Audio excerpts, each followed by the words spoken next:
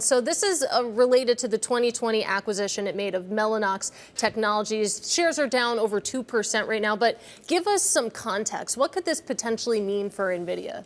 I mean, when I look at Nvidia, they've already gotten a subpoena from the DOJ about, a potential monopoly with the chips, and they do have a 90% plus share when it comes to the accelerator market. And given, what's going on with Google here in the US, I'm not surprised the Chinese antitrust authorities feel they have to do something about businesses that operate here. And one of the biggest businesses that operates there among the US companies is, Nvidia with their chips. And look, when it comes to chip making, Nvidia clearly has an ecosystem effect that, once you start using their chips, it's hard to mix and match. You can't really use an AMD or, an Intel to train your AI. If you are an Nvidia shop, and, right now we are in a supply constrained environment, so Nvidia can say this company will get the chips, some other companies may not get the chips. And I think there are grounds for any antitrust authority to say we want to look into their practices. Grounds, but isn't it stupid? I mean,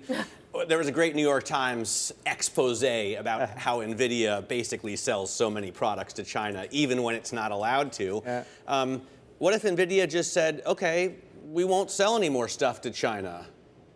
Well, so again, I don't think the Chinese authorities want their companies to be deprived of, the chips that Nvidia is selling. It's more about the practices. And they did the same with their home companies. Alibaba and Tencent had a similar investigation where they had to make changes to their practices in terms of how they operate. So look, when it comes to antitrust, there are two big authorities in the US and in the EU.